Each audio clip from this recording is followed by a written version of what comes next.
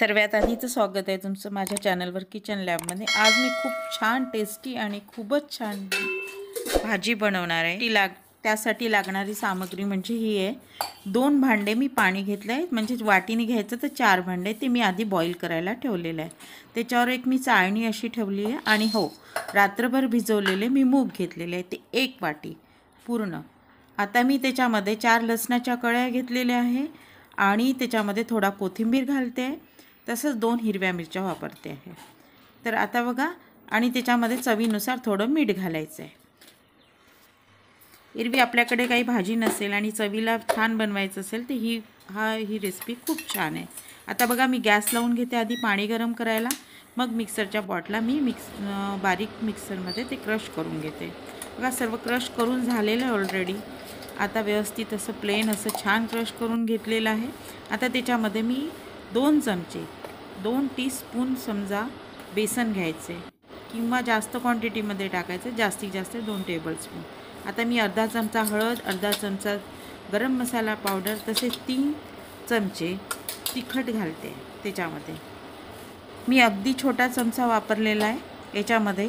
आता सर्व आणि चवीनुसार मीठ आधीच टाकलेलं होतं क्रश करताना। आता सगळं व्यवस्थित मी मिक्स करून घेते। बघा, असं व्यवस्थित मिक्स करून घ्यायचं आहे आणि तोपर्यंत ते पाणी बॉईल होते। आणि घरातल्याच वस्तूमध्ये बनणार आहे, काही विशेष म्हणजे हे फार पौष्टिक वस्तू आहे आणि सगळ्यांना कुणाकुणाला नुसते मूग खायला आवडत नाही, तर ही रेसिपी एकदम बेस्ट आहे। बघा, आता मी त्याच्यावर वड्या, छोट्या छोट्या वड्या घालते त्याच्यामध्ये पाण्याच्या वरती। आणि हो, मी पाण्यामध्ये वाटी याच्यासाठी ठेवली की ते पाणी बाहेर भरभरून येऊ नये आणि त्याचं एकदम खाली गॅसवर सांडू नये, म्हणून वाटी ठेवली आधी। आता मी त्याची ग्रेव्ही तयार करायला एक कांदा कापून घेतला, एक टोमॅटो, तसेच मी थोडे काजू घेतलेले आहे, काजू नसेल तर चालेल, थोडा कोथिंबीर आणि लसणाच्या कळ्या आणि थोडं मीठ, अगदी थोडं टाकलेलं आहे। लसणाच्या कळ्या 4 वापरल्या, अगदी थोडं पाणी घालते ग्रेव्हीसाठी। आता मी व्यवस्थित मिक्सरमध्ये त्याची पेस्ट करून घेते। आता पेस्ट, आणि हो, माझ्याकडे शेकलेले धणे आहे ते मी घालते। तुम्ही धना जिरं पावडर घालत असाल तर याची गरज नाही आहे। आणि हो, वाळलेली एक मिरची घाला, त्याने चव खूप छान वेगळी येते ग्रेव्हीमध्ये। कधी पण ग्रेव्ही बनवताना कोरडी एक मिरची घालायची, टेस्ट खूप छान येतो। आता बघा, व्यवस्थित पेस्ट तयार होऊन गेलेली आहे।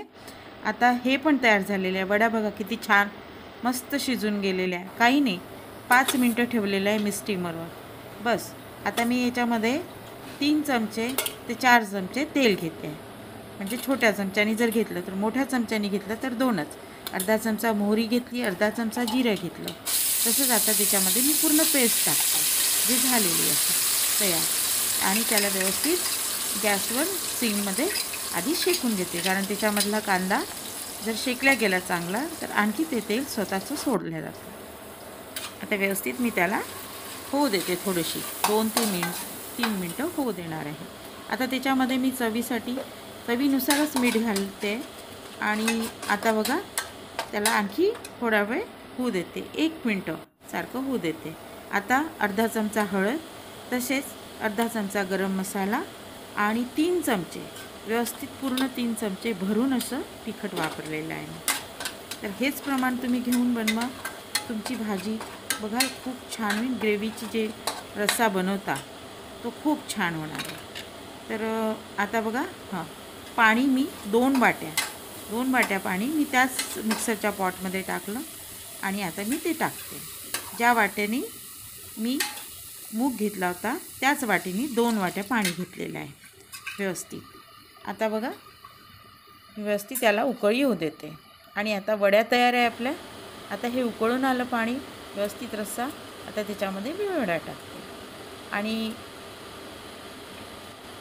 बघा, घरातल्या वस्तू आणि चांगल्या वस्तू वापरूनच इतकी टेस्टी भाजी होऊ शकते। नेहमी एकसारखी मूग वगैरे गळताना भिजून कंटाळा येतो खाऊन, तर मग अशी व्हेरायटी बनवून खायला किती चांगली गोष्ट आहे ना।